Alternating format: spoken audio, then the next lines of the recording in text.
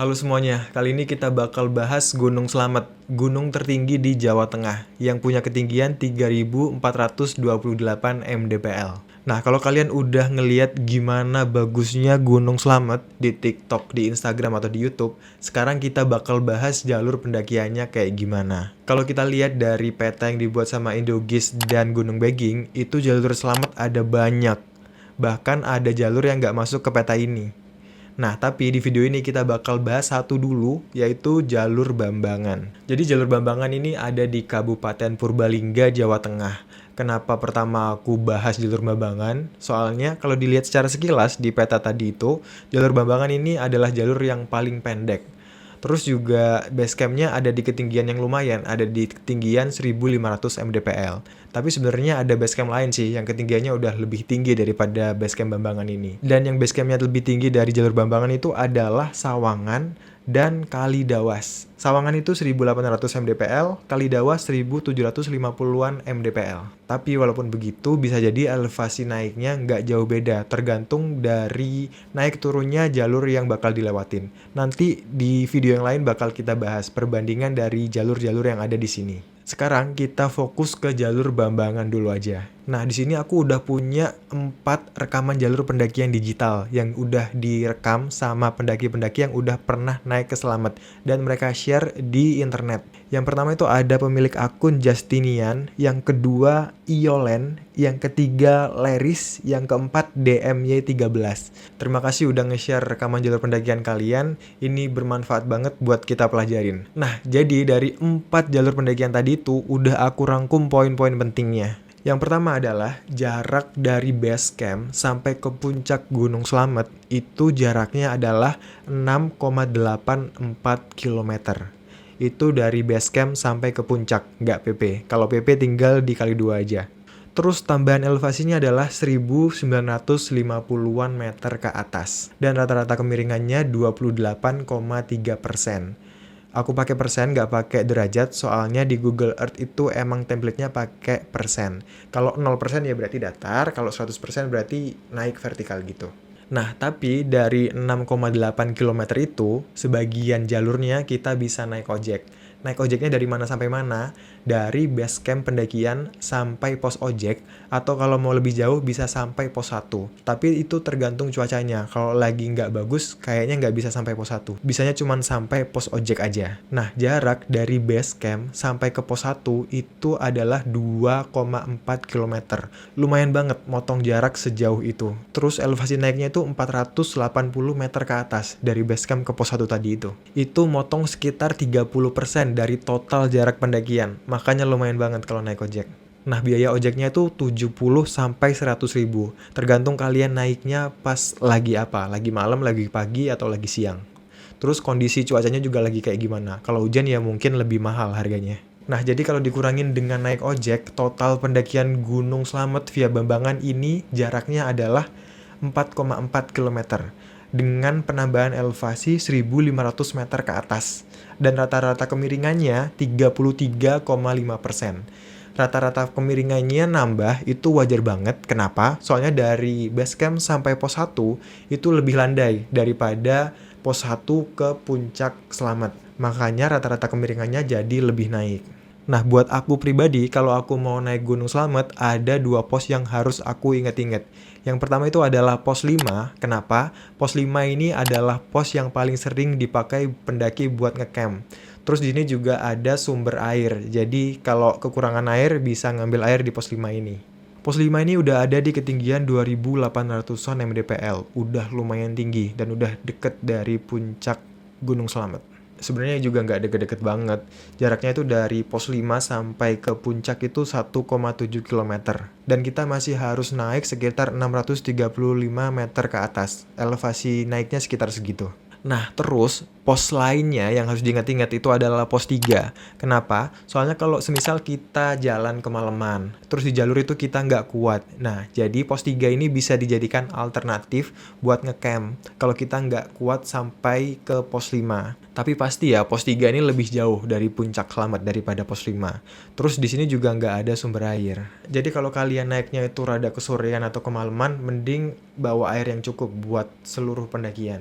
Soalnya takutnya nggak bisa sampai pos 5 5 dan nggak bisa ambil sumber air di pos 5. Nah, kalau nanti ada di jalur, caranya kita tahu kita sanggup atau nggak sampai ke pos 5, itu kita bisa kira-kira dengan cara kita tahu titik tempat kita berada tuh di mana dan pos 5-nya itu ada di mana.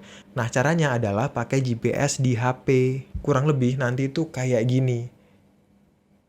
Jadi di situ ada jalurnya, ada titik-titik posnya. Kalau dipencet itu ada keterangan pos berapa, terus juga ada titik tempat kita berada. Nah, kalau kita tahu posisi kita di mana dan pos 5 atau pos yang mau kita tuju itu di mana, jadi kita bisa lebih mengira-ngira kita itu kuat apa enggak sampai pos yang mau kita tuju. Kalau nggak kuat, ya udah cari tempat camp, istirahat di situ.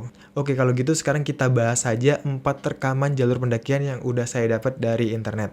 Saya nggak bakal sebutin nama-nama orangnya, saya sebutinnya pendaki 1, 2, 3, dan 4 aja.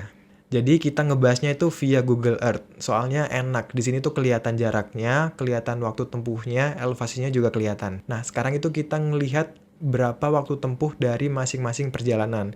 Aku bagi beberapa perjalanan. Yang pertama itu dari base camp ke pos 1, terus dari pos 1 ke pos 5, terus dari pos 5 ke puncak Slamet, dan waktu totalnya itu berapa menit. Terus terakhir kita bakal lihat waktu dari puncak sampai ke pos 1. Oke, kita lihat pendaki pertama. Sayangnya dia ngerekamnya nggak pas di base camp Bambangannya, tapi rada naik dikit. Nah, kalau dilihat dari pos 1 sampai ke titik tempat dia berangkat, itu jaraknya 2 km. Terus waktu tempuhnya 1 jam 8 menit. Di sini dia nggak pakai ojek, dia jalan. Lanjut ke pendaki yang kedua. Nah, pendaki kedua ini mulai jalannya itu dari pos 1. Jadi kemungkinan dari base camp ke pos 1 itu dia naik ojek. Lanjut ke pendaki ketiga. Kalau kita lihat pendaki ketiga ini dari base camp ke pos 1 juga jalan. Jarak tempuhnya itu 2,4 km. Terus waktu yang dia tempuh adalah 50 menit. Lanjut ke pendaki keempat. Nah, kalau pendaki keempat ini dia mulai pendakiannya dari pos 1. Jadi kemungkinan besar dari base camp ke pos 1 itu dia naik ojek. Lanjut kita bahas dari pos 1 ke pos 5. Kita mulai lagi dari pendaki pertama. Pendaki pertama ini dia ngecamp di pos 5. Soalnya di pos 5 dia udah matiin GPS-nya. Dan jarak dari pos 1 sampai pos 5 tempat dia ngecamp itu adalah 2,5 km. Dan jarak tempuh dia adalah 3 jam 29 menit. Ini dia lumayan cepet jalannya, soalnya ini kemiringannya rata-ratanya 33%. Dan dia bisa menempuh dengan waktu 3 jam 29 menit. Kalau aku disuruh jalan di situ mungkin 1 kilonya 2 jaman, bisa lebih, bisa kurang. Jadi kurang lebih bisa sampai 5 jam maksimal. Lanjut ke pendaki yang kedua. Nah, pendaki yang kedua ini kemungkinan besar juga ngecamp di pos 5. Kenapa? Karena di dekat pos 5, waktu tempuh dia yang awalnya 3 jam 44 menit, jadi berubah 18 jam 23 menit. Nah, dia di sini stop kurang lebih 14 jam. Waktu tempuh dia dari pos 1 sampai ke pos 5 kurang lebih adalah 3 jam 44 menit. Lanjut ke pendaki ketiga. Nah, kalau pendaki ketiga ini kemungkinan besar dia nggak ngecamp. Kenapa? Soalnya dia jalan terus sepanjang waktu. Dan kurang lebih waktu yang dia butuhkan buat jalan itu 16 jam. Lumayan lama. Kayaknya ini orang TikTok. Nah, tetap kita lihat waktu tempuhnya dari pos 1 ke pos 5. Dari pos 1 ke pos 5 itu kurang lebih dia memakan waktu 3 jam 16 menit. Lanjut ke pendaki keempat. Pendaki keempat ini juga TikTok kemungkinan besar, soalnya waktu tempuh perjalanan dia itu 9 jam total, dari bawah naik sampai bawah lagi. Nah, waktu tempuh dia dari pos 1 sampai pos 5 itu kurang lebih 2 jam 14 menit. Ini lebih kenceng lagi, tapi karena dia TikTok, jadinya barang bawaannya lebih dikit, makanya dia bisa cepet kayak gini. Lanjut kita bahas dari pos 5 sampai puncak. Nah, biasanya orang-orang itu kalau mau ke puncak biar dapat sunrise di puncak, kalau jalannya cepat itu kebanyakan berangkat jam setengah 4. Tapi kalau jalannya lebih lama ya bisa lebih awal lagi berangkatnya. Lanjut pendaki pertama dari pos 5 sampai ke puncak dia butuh waktu 2 jam 48 menit.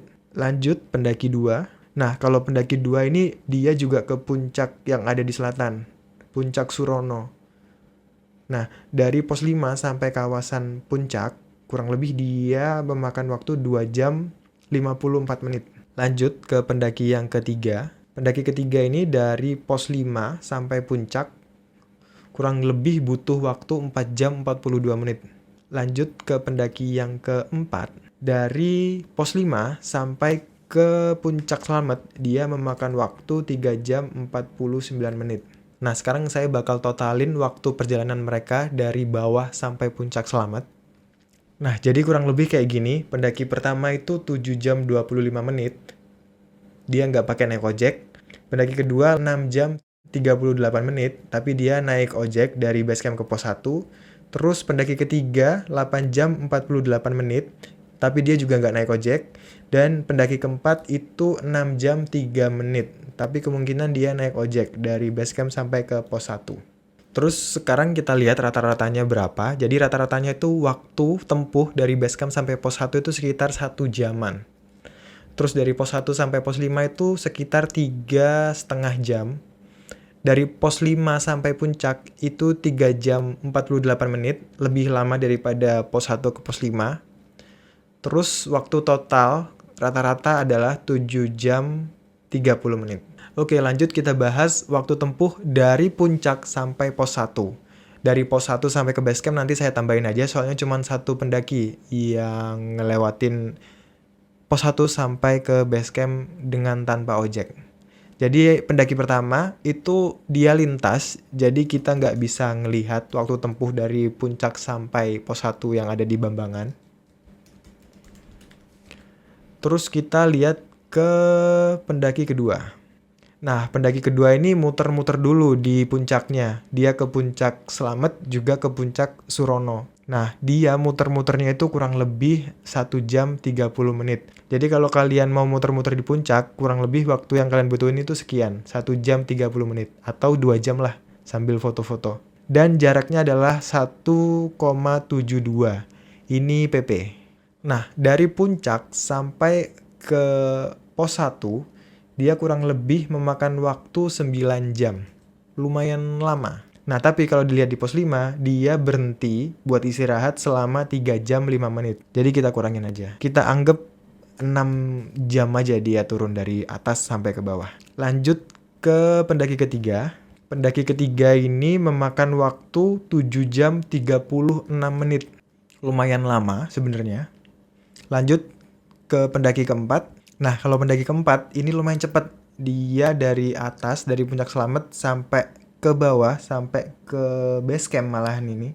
Itu 3 jam 36 menit. Kalau kita lihat sampai ke pos 1 doang, dia memakan waktu kurang lebih 3 jam 6 menit. Jadi kalau di rata-rata, dari puncak Slamet sampai ke pos 1 atau tempat kita bisa naik ojek, itu kurang lebih 5 jam 14 menit. Nah, kalau kita lihat dari rekaman jalur pendaki keempat, dari pos 1 sampai ke base camp, itu lumayan cepat. Dia jalan.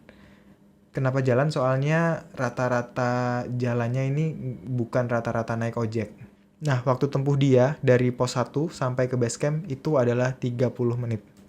Kurang lebih kayak gitu kalau kita belajar dari rekaman jalur pendakian yang udah orang-orang share di internet. Nah, terus di HP kan kita bisa taruh jalur pendakian digital di sini. Gunanya itu buat apa? Pertama buat ngatur waktu perjalanan kita. Kalau ternyata jarak yang mau kita tempuh itu masih jauh, ya kita harus lebih cepat. Tapi kalau ternyata udah deket, ya udah santai-santai aja.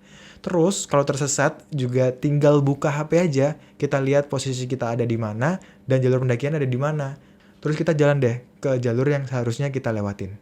Makanya kalau kita naik gunung wajib pakai GPS yang ada di HP kita biar aman. Oke, jadi kesimpulannya setelah kita ngelihat jalur pendakian digital tadi, sebenarnya Gunung Slamet ini kurang cocok buat pemula.